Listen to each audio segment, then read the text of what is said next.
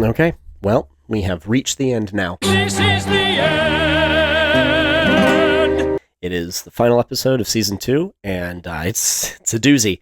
I do feel it is a little rushed over. The beginning of this episode should have been the beginning of episode 6. They could pace this out just a little bit better because a lot happens. And also reading the biblical narrative, which I did redo this morning, they took a lot and kind of compacted it together, which it is a good idea because the biblical narrative, things re-happen a lot, which for historical accuracy, yeah, do it, but for narrative focus, it would feel very meandry and like, haven't we done this already? This feels silly, but it is a very exciting episode. A lot happens, and I'm excited to share it with you. Let's go. And this episode's dark again. Not sure what's going on there. I will say that was a risky way to try to get rid of her because there is a possibility that wouldn't kill her. I mean, it was a decent drop, but she had twisted to land on her feet. It's David. Might have gotten away with some broken legs. God chose me.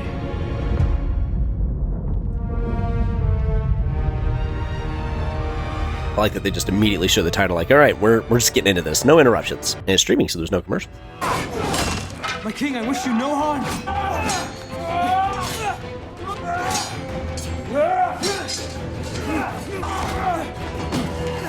Don't make me fight you. Careful, boy.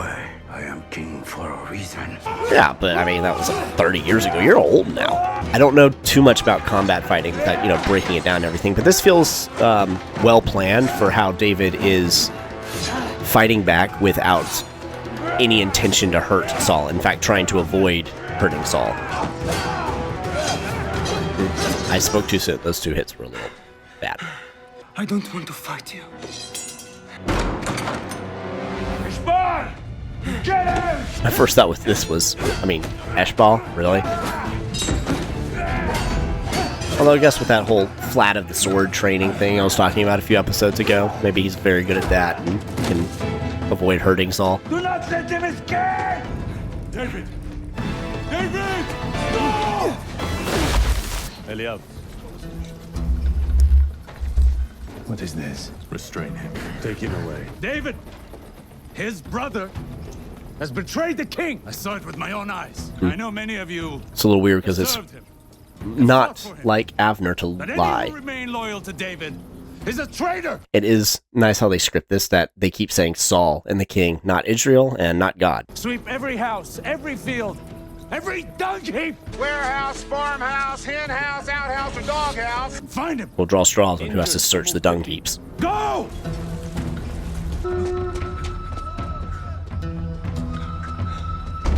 David? I'm surprised I didn't go there first. Go pack your things. What's going on, David? Listen, we must go now. What happened? Who did this to you? Your father. I will go to him. No, you don't understand. No, he's trying to kill me. Pack your things quickly. Just tell me the truth. Shortly after I met you, Samuel came to Bethlehem. I mean, you could pack My while father's saying this house. stuff. He anointed me As what? as king. We don't have much time. We must go. You knew this the whole time when you swore loyalty to him. Yeah, I am loyal to him. I'm loyal to you. I cried to you. Michal, I was trying to protect you. Tell So you. you would have held this forever from me. From our children, David. Michal. You would have never told Michal, me. he slaughtered an innocent family. I mean, if he was anointed king, you'd probably find out eventually.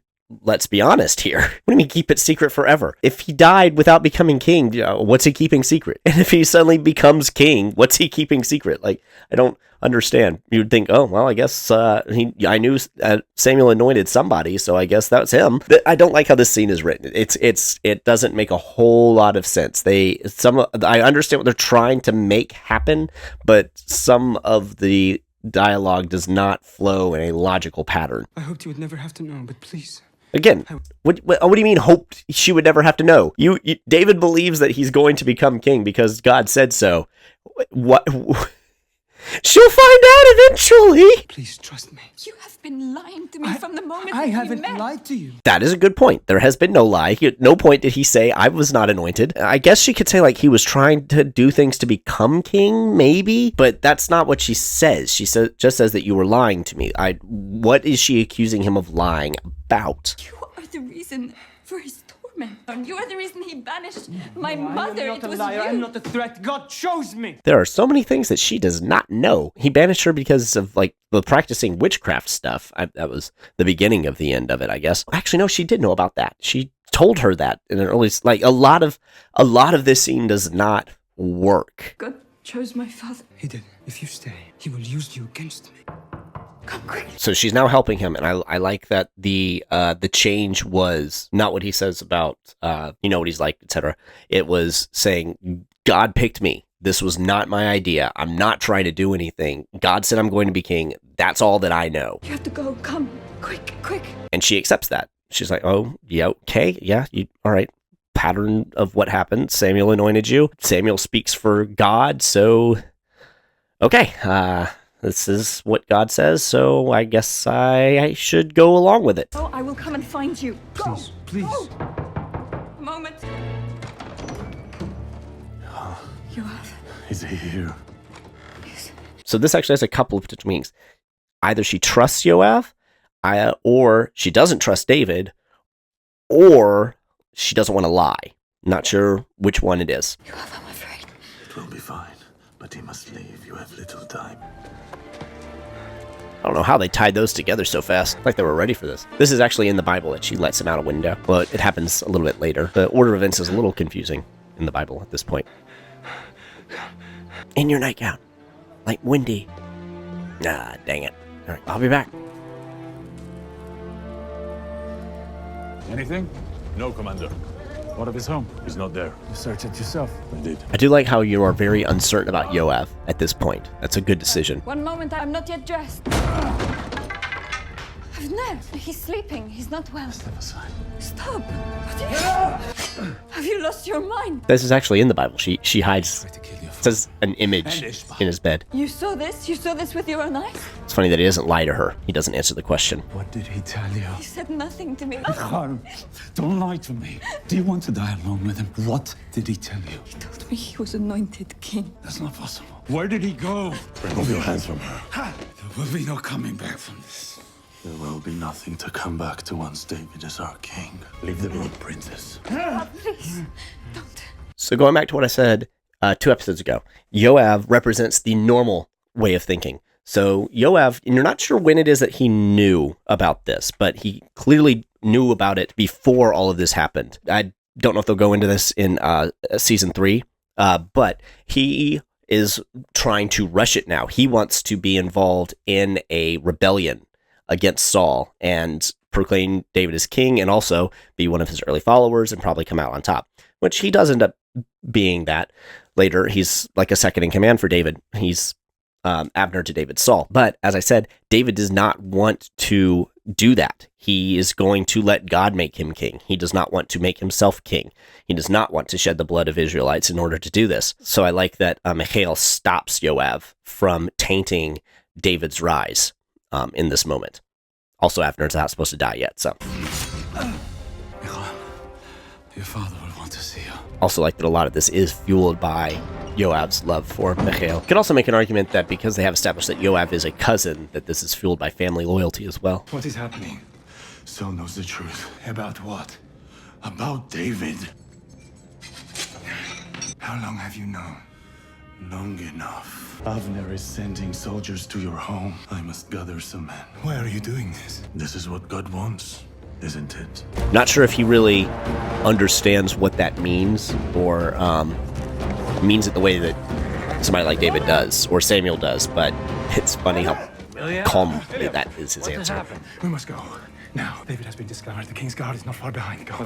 I will not abandon our home. No, stay or go. This place will burn, and you will burn along with it. The king would not dare kill us. Yes, he would. Believe me, Father, we must flee. Jesse just continues to be stupid. Pack your things, and you say goodbye to this house. I'm happy to dine with your family, my love. I just wish we had a few more days away. It's tradition, although there is not much of a family left to dine with. Sit down. Stop the carriage! David. Still with the sling. Let's just go to. He knows. He tried to kill me. Jonathan looking really Obi-Wan Kenobi. If this were true, my father would have told me. I would have warned you. So that is a line inside the Bible, and I like that they're giving it a little bit more dramatic emphasis than it has as you read it in the Bible. Is Saul, as Jonathan says, he's very confused that Saul did not tell him that this was planned or anything about this. Jonathan, you're the only person I can trust. Hell, if he was a brother, he's my own soul. I'll find answers. Give this to Michal. There's a field below the eastern wall. I'll practice with my bow there tomorrow. If I fire an arrow beyond my arm bearer, let this be a sign that I was not successful. Forgive me, brother. I did not choose this path. There's nothing to forgive. My father chose this path. Once again, Jonathan doesn't blame God.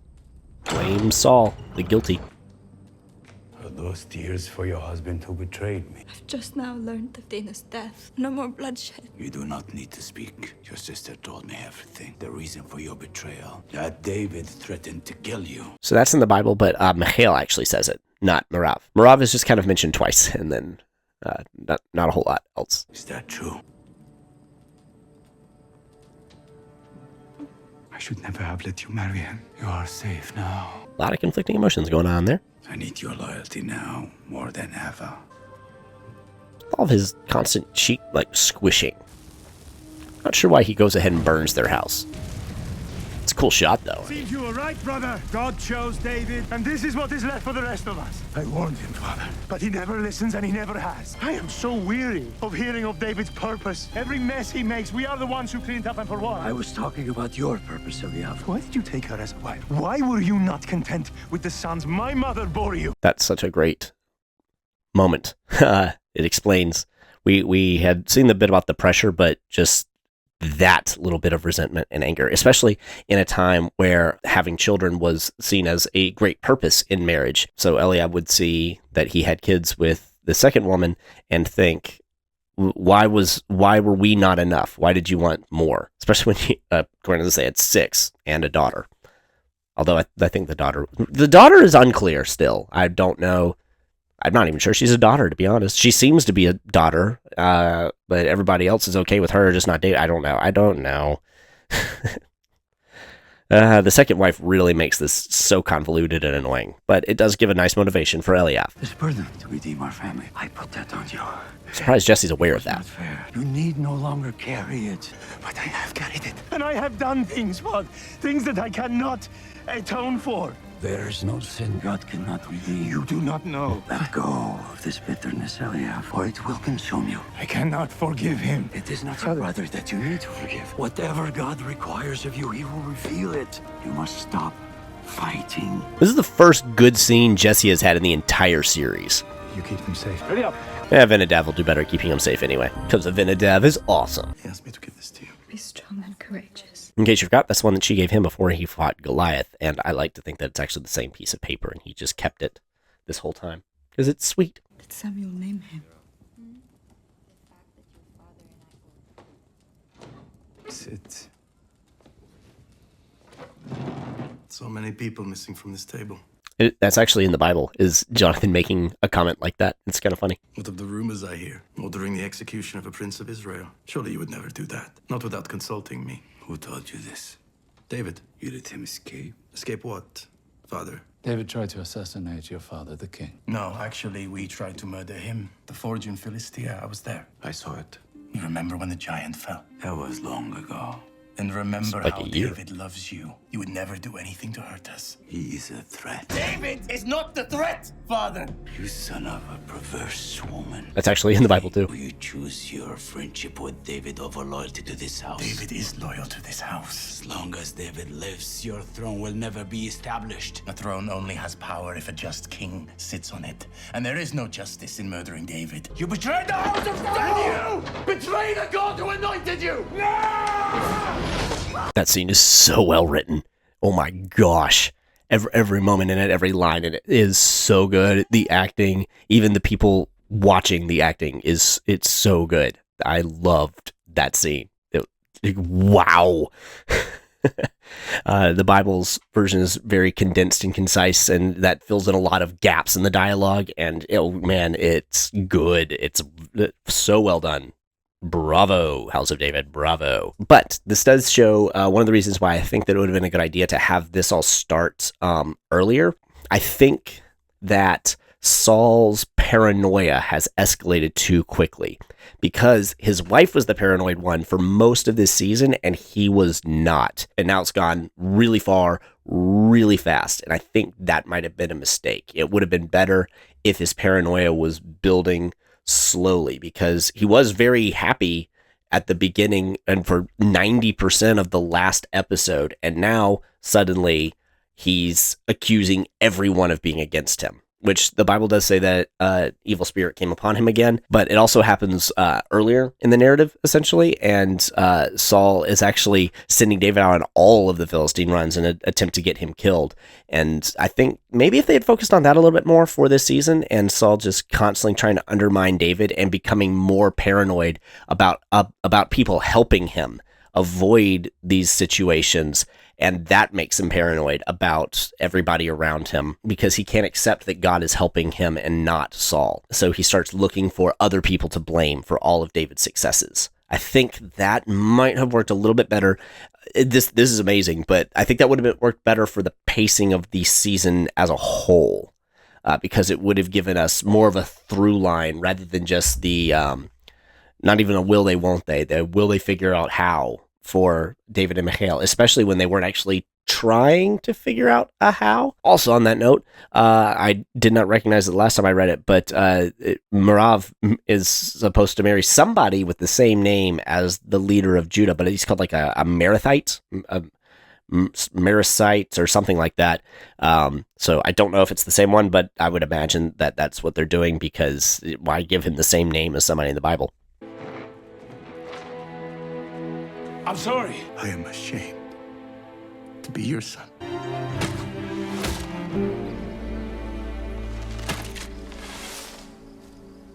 That was terrible. I'll fetch it myself. I need to walk. Take this back to the armory. Thank you, Reuben. I wondered what happened to him. So I mentioned that David's sister didn't really seem to age. I think they filmed these 2 seasons in very quick succession, because this kid doesn't look much older either, and kids are notorious for aging pretty quickly, especially in the age range of these 2 kids. I don't know how quickly they filmed these 2 after each other, but it was not a long wait.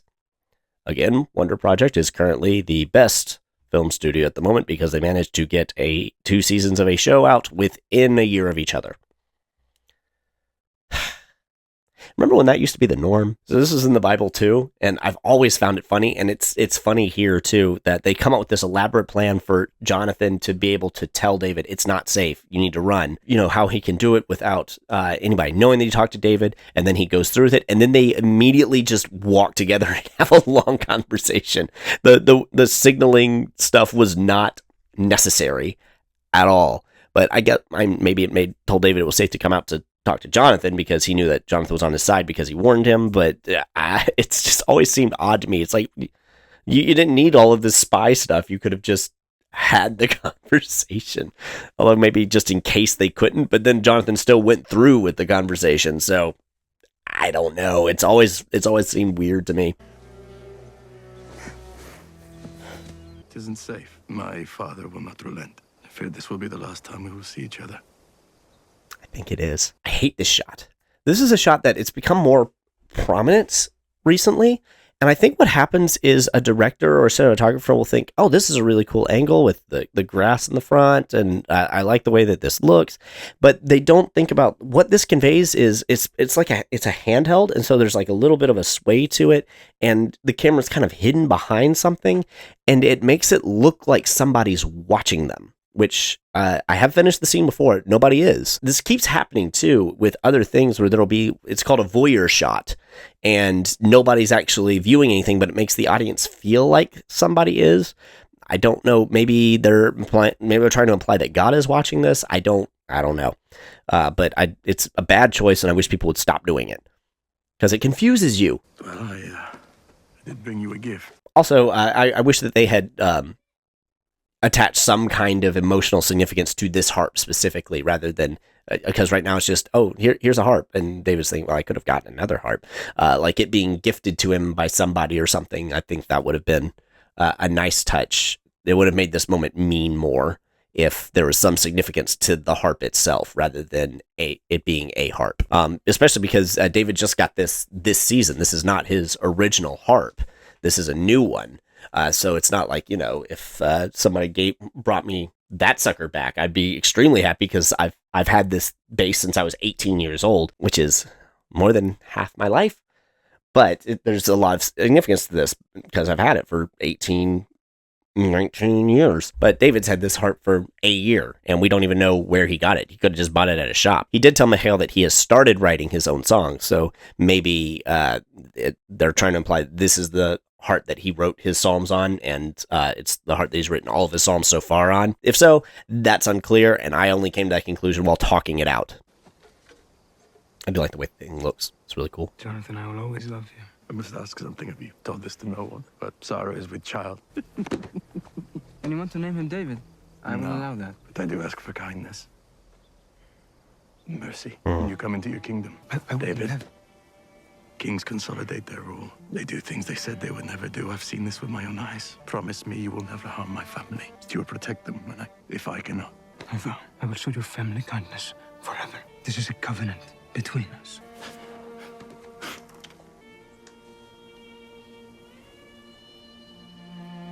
Then may the house of David endure forever. Oh, it will, buddy. May your reign never It end. will. His family's reign still going. Talking about Jesus. I did not ask for this. I never wanted any of this. You would be the better king. No, God does not make mistakes like that. Again, that voyeur shot. That's such a great scene. So well handled because it could have easily read as very gay or effeminate, and they play it so well that they're both heartbroken. They're both best friends. They love each other, and it's in a very manly way. And the way that was handled, that was a scene that when this show was announced, I was nervous about. But man, they nailed it. Also, I'm just going to say it, that's really pretty. Really pretty. Good gosh. Where did they film this? I still haven't looked that up. Like, a lot of this is how I picture Israel looking back then, but at the same time, I also know that it is a very densely populated area right now. So I can't imagine that any of these locations exist there still. Okay, that transition was awkward. It was weird that they cut between him walking and then Samuel standing majestically on a mountain as like an introduction to the area. And then just straight to David already there. I'm not saying you can't do that. It just feels weird that they introduced it like we were going to see him arrive, and then no greeting or anything, just straight to David being there. Also, Samuel's wife continues to be just as awesome as he is. Drink this so you don't catch fever. You're shaking. I am alone. No, shepherd. Even when you are by yourself, you are not alone. Samuel, I love you, but must you always speak in riddles? Do I? No, come on, David. That one was pretty clear. I have always liked riddles. You should write one of your songs about my riddles. Don't think he did that. I do love that's somewhat of a meta thing, but I like the answer that they gave where, you know, the wise man always talks in riddles in everything, and people frequently say, you're always talking in riddles. Like, that was in the Two Towers Extended Edition. Aragorn says that to Gandalf. And I like that. I think this is the first time one of them has ever just said, I like riddles. Samuel's song. Samuel's song does something like But that. I have a plan, a strategy. You need to find stillness. You must quiet yourself. I do. I listen. But all I hear is the wind. Yeah, but you must have patience. Give it time. The Lord God will speak to you, as he has spoken to me so often. What is that like? Do you really hear his voice? His words have flowed through me like water, clear and cold. And they have choked in my throat like sand. They've rung in my head like a hammer on anvil at a fiery forge. And if his words have warmed my heart from time to time, they have scorched my soul as well. But I tell you of late, there are no words. What I hear is music. His music playing through what? A simple shepherd. I like the specificity of saying that Samuel believes that David's songs are anointed by God and touched by him, and saying that he hears the voice of God in David's songs, because most of the Psalms haven't been written yet, and they will be very soon. I'm not sure when the sons of Korah when all of theirs were written. I wish I could return to the safety of the hills. And I often wish I was raised in the family and not at the tabernacle. I like that they reference things about Samuel's life, but there's no backstory on Samuel. They never tell you anything about his history. It's fun. It's a world building technique, essentially, where you say that the author knows, but the audience doesn't need to, and it makes them curious. If you don't know the story of Samuel, what do you mean he was raised in the tabernacle and not with a family? That's strange. To live a life of service is to pay a price. An uncommon life bears uncommon cost. You have been given the great and the difficult task, given you for God's own reasons. You will travel to Nov, and you will await the word of the Lord. Do not forget, the last time you passed through your greatest fear, a giant fell at your feet. This time I must face my own family. Saul was like a father to me. He was a son to me. I really like that series of lines of the connection they have, that they both have the same heartbreak over this situation. David of being betrayed, and Samuel seeing someone that he loved and taught better commit this betrayal. It is a very grandfather-grandson relationship, but also one where the father figure in this situation screwed up really badly, and they're both broken over the same man's sin in different ways from different aspects, but they feel the same pain. You need not confront him. I will do it. He will kill you. You will try. David briefly forgetting that more than one person can be anointed by God at the same time. Why did you tell Father David threatened me? We are all that remains. Walford asked this question. I told you, men are mad. Feels like another life. David lied to me. No, he did not. Stop saying that. He's not who he says he is. Yes, he was. They are mad. I'm not against her feeling betrayed in some way. It's just the word choice. You're saying the wrong words for this situation. But he's my husband, and I love him. I'm sorry. I hate that chair.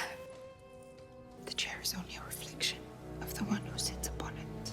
His poison kills whoever sits upon it. It's literally never happened. I don't know who wrote this one, but they failed miserably in Michal's lines. They did so well in others. Not sure why they saw fit to have this moment. Like, I don't know what passed between them there. Like, Eshbal is aware. I don't know.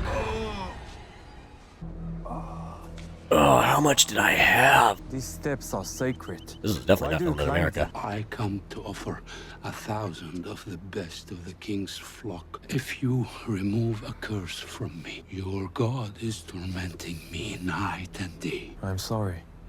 I cannot help you, and you do not belong on this holy mountain.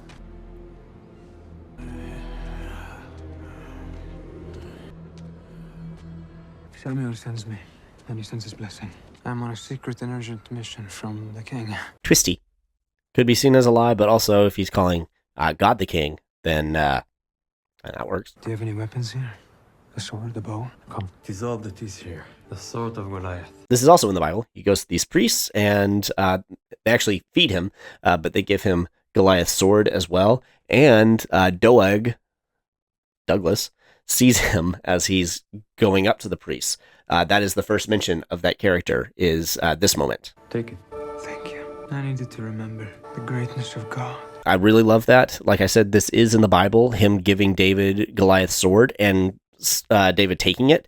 But what I really like is that they gave it an emotional purpose as well, of David getting Goliath's sword and remembering what God did for him and through him, and remembering I don't have to be scared anymore, because he is very scared at this point, and you can't blame him. And sometimes you can have all the faith in the world, but if something really bad happens, you kind of forget that God has it under his control.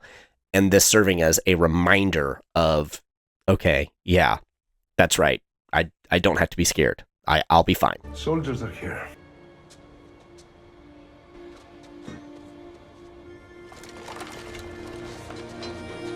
The king has gone mad. Our loyalty is to you, David. They did a really good job of building these men's loyalty to David as well. I buy this. How did you find me? I tracked you like a wolf. Were you followed? No, we rode hard. Why can't you be tracked? I just received word from Edom. The king travels here himself to finalize the terms of his aid. I also have a plan to solidify loyalty among the tribes. Mirav. It involves my sisters. Poor Joshua. My king, I've seen something that may interest you. David is hiding. amongst the priests of Nob. Use only necessary force. Do not allow the blood of holy men be on our heads. Like that Abner's clearly starting to be uncertain about this whole thing. It's very well played. Acted. Oh yeah, you know where this is going. Oh! Step aside, Great One. Blocking our path. No. It is you who obstruct the path of the one God has chosen. Step aside. So, the Bible actually says that they began to prophesy. Find out later that the shows decided to interpret that as began to have visions, which that's fine. Honestly, if they had all like started giving prophecies to one another, that would have been weird and hard to make not funny, honestly. And while it may have actually been funny at the time, this is not a situation in the series that you want humor to overpower the drama. Music sounds a little bit like Schindler's List, and I don't think it was intentional. It's a funny touch. I very rarely have noticed the music in this show. It's not great. It's fine. It's serviceable. Nothing to write home about, and I really can't complain about it being bad when it's at the same level as every other show and movie at this point. It's just incredibly mediocre. When I compare it to the 90s, it's horrible. And early 2000s and 80s and 70s. If I compare it to the 60s, it's not bad. What would you have me do? You have so many words for my brother. Have you nothing for me? I think we've all felt that sometimes.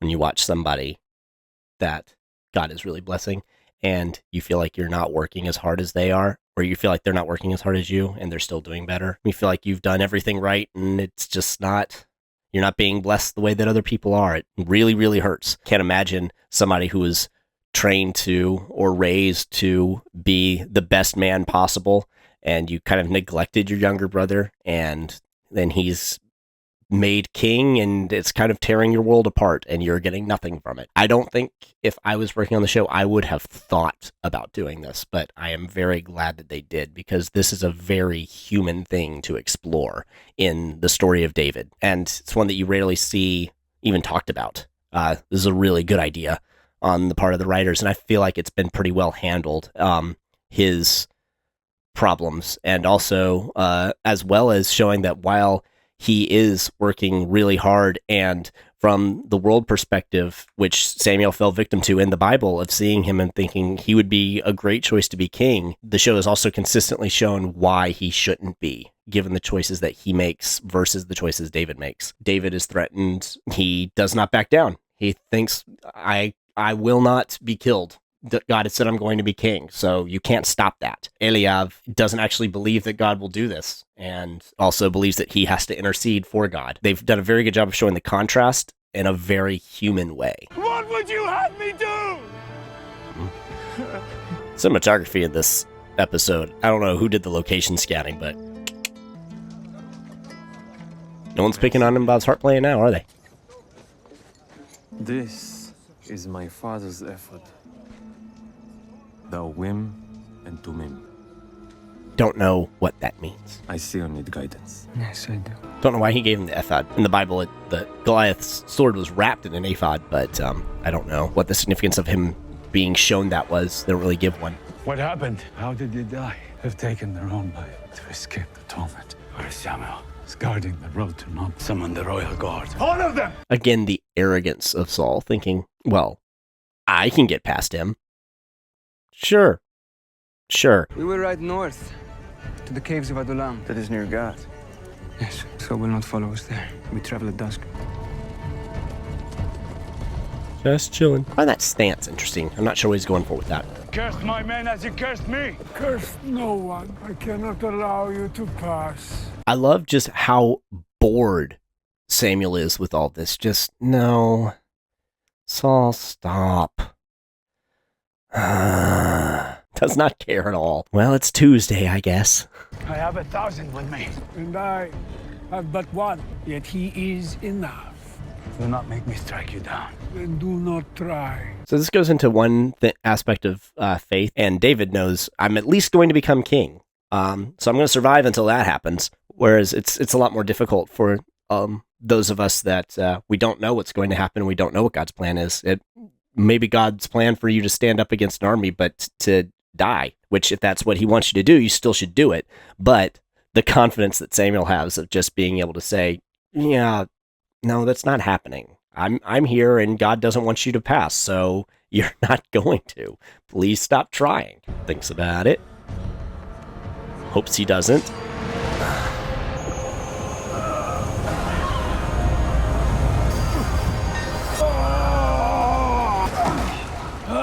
Your torment has not ended, Saul. It has corrupted your very nature. I don't like how Samuel looks now with his hair down and everything. He looks too much like a wizard. I was okay with the staff and everything and the really long hair because he's supposed to have taken an Nazirite vow and never had his hair cut a day in his life. But loose like this, it makes him look too wizardy between the robe and the staff. And I mean, he honestly reminds me of Saruman a little bit. I defeated my curse! You have become your curse. Protect the king! Oh, Ground Abner. is not lost! Again, they're supposed to all be prophesying, but I don't know how that can be done not silly. I kind of like this too. You have become what you have become, and I will no longer mourn for you. Whew, that hurts. Man, that was a good, painful line, because he talked about how much he loved Saul and how much he didn't want God to take the kingdom from him and all that at the beginning, and to look at someone and say, I'm not going to be sad when you die now because of what you've done. That is, ouch. Man, that's cold. Jonathan looking at him and saying, I'm ashamed to be your son. Can't even imagine looking at someone saying, I won't be sad when you die.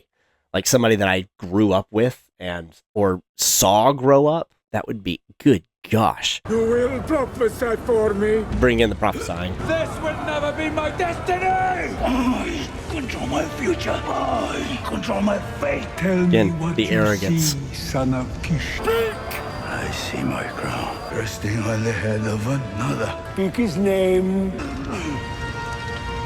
Speak his name. I don't like the choice that this is hurting Samuel.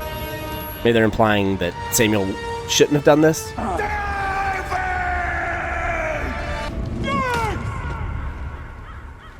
He looks pretty good with the beard. Hope he can actually grow one. Dang. I don't think I've ever seen a bloody nose of someone with a beard that big. Looks strange. Again, I don't like that hurts Samuel. That is an odd decision, and I disagree with it. I'm Doig. Yeah, and I'm really on the fence about you. Tracks of blood lead east. Where do we go from here? Onward to north. Most of the men are not fit to travel. My men are fit to travel. Should also point out that he's actually supposed to be it's odd that he has men. Son, go. Get the effort and leave. Go. Maybe that's why, so they would know what we're referring to. It was just a little throwaway line for that. My king. Why have you betrayed me? Betrayed? Why have you hidden the traitor from me? Whom do you speak of? The son of Jesse. Who among your servants is as faithful as he? He has risen against me, and you have aided him. Have you not? I gave him sacred bread and the sword of Goliath. He will raise an army against me. I knew nothing of this. I tire of this struggle. There is no struggle, my lord. We all serve you, as does David. Then let me ask you a question. If the Great One, Samuel, were to tell you that God chosen someone else, whom would you serve? I would serve God above men. We all would. Can't help but admire little courage, or courage from small people. He does not have Samuel's faith, he does not have Samuel's power, and he knows what saying that means, and he's still willing to say, God over you. And it's basically inviting Saul to kill him, which this is essentially what happens in the Bible, but they just really quickly said and very brief. That's what you get from these dramatizations, is being able to inject the humanity and the tension and the pain and all of that into these stories that feel, because they are like reading a history book, but there's very few history books that are interesting to read. Kill them all. Saul, these are servants of the Most High. They betray me as David does. Kill them all! Just accepts it.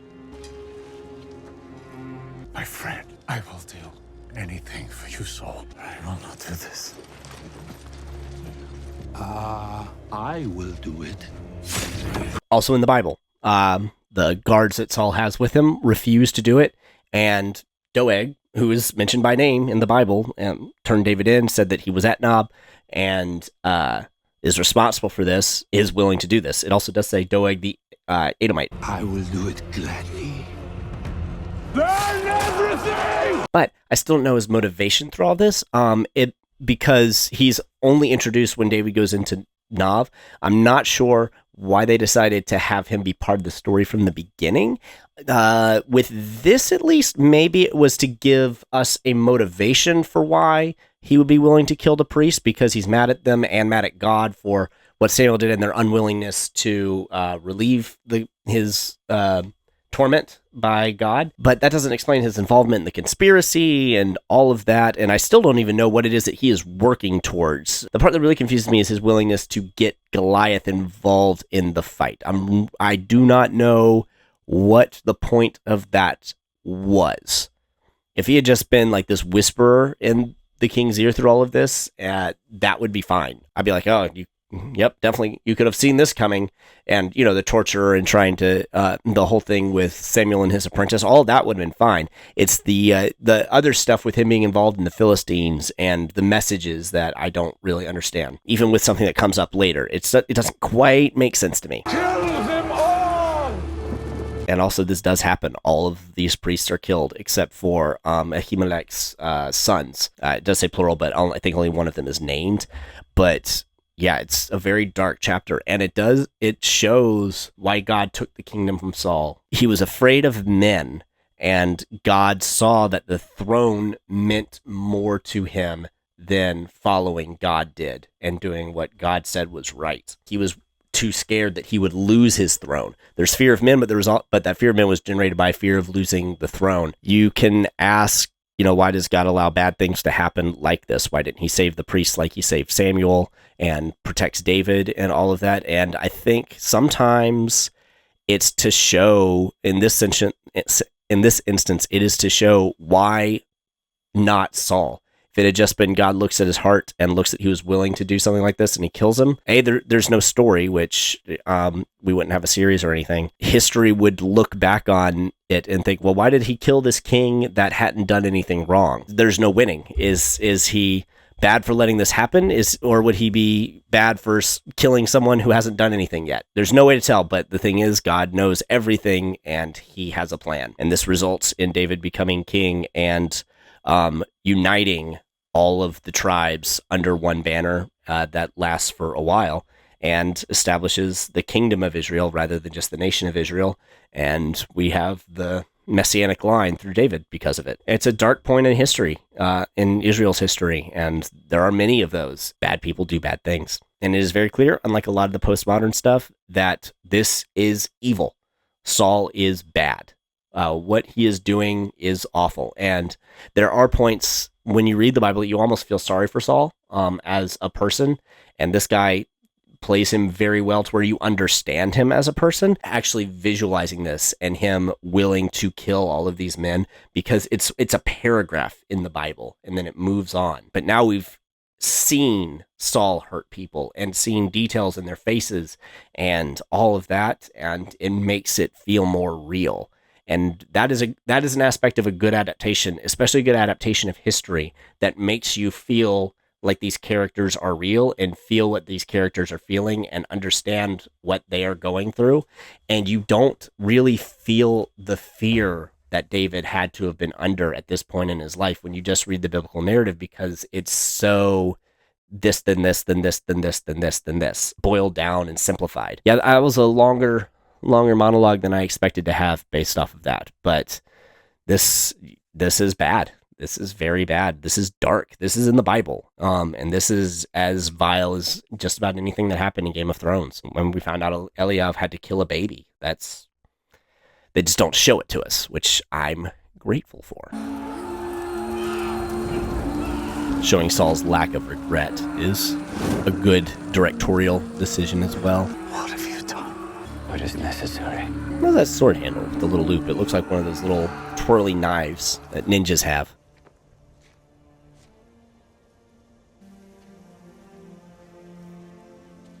my love. Is it not beautiful? God's creation. Something terrible has happened. Rest, Samir. You have played your part in the grand design. I have tried. You have fought well. You have finished well. I love that she uses Christian language there that Paul uses. It is beautiful.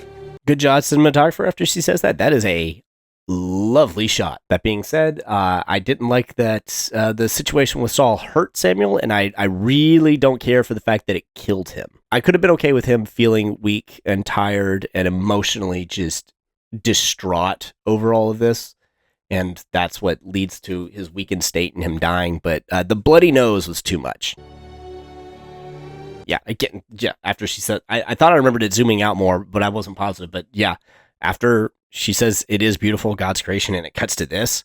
Granted, there's a human-made wall over there, but this is stunning. Holy cow. Good job, camera department. Not more wall, but still pretty. The giant slayer is in the mountains. He's being hunted by Saul. As I said, they become friends. Like, very good friends. My finest work. Kind of small, handle-wise. I need to find him before my father does. Be careful. I will be safe. No. I need you to understand. Doesn't work on me. Go. Thinking they might give Mephibosheth a bigger role than he has in the Bible. I'm okay with that. We're being watched. It's not watched, it's approached. Know your verbs and your military terms. Come on, man. Those mean very different things if you're given a report. It has somebody holding the sword for him. This is an interesting thing to show how much better of a warrior he is now, because when he beat Goliath and picked up the sword to cut off his head, it was very cumbersome and he had trouble lifting it and it was unwieldy. And now he is holding it like a seasoned warrior and like it's really not a problem. I mean, even when Achish was fighting with Jonathan, both of them were fighting, like it was these big old swings, but he's holding it like he can handle it, which is, it's a very subtle thing to show how much better he is at fighting than he was then. I mean, we've already seen him fight, but, you know. You're a hard man to find. Are you here to fight me? We are here to serve you. I wanted to see him come to that conclusion. We saw him asking God for guidance, and I guess this was the guidance that he got, but I wanted to see him have this turnaround rather than just be at the end of it. It'd be very difficult to write. Maybe they tried, maybe they filmed it and it wasn't working, but I really wish that we had seen him come to terms with this. I think that Yoav just sees this as a career move, knowing that God has ordained this and wanting to get on the ground floor, but still slightly selfish motivation / maybe devotion to Michal. I don't know.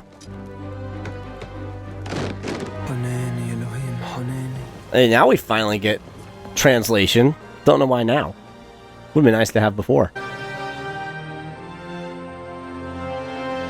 Not sure what she's after. My king, may I make an introduction? King of Edom.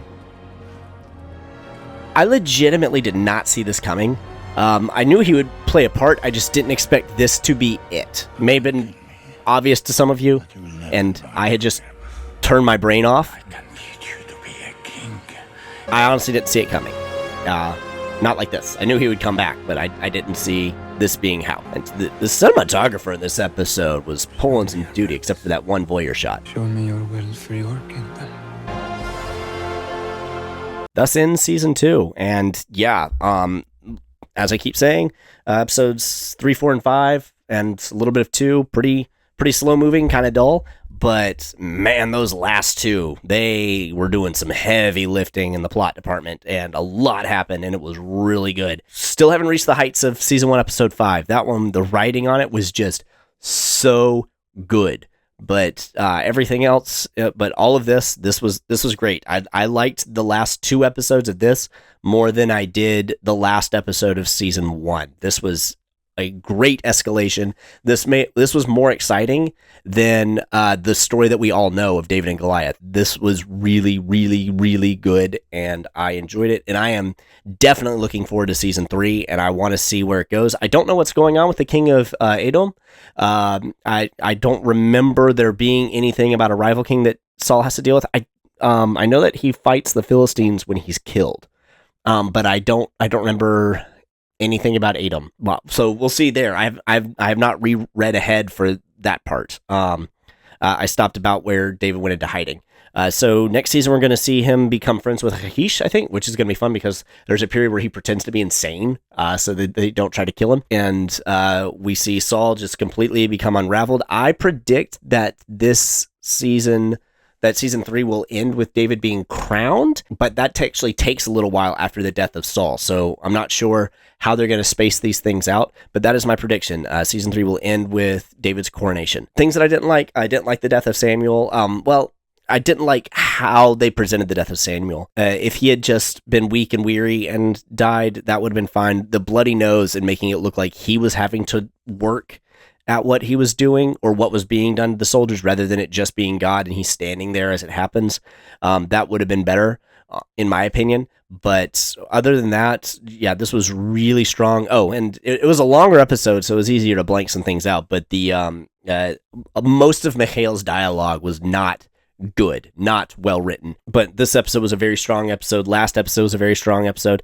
I'm very excited about season 3 and seeing where all that goes and how they lead us to the inevitability of David being crowned king. But we're going to talk about other stuff for a little while after doing this for 8 weeks, and you will see what that is next time if you subscribe. I think it might be about why streaming sucks because of communism.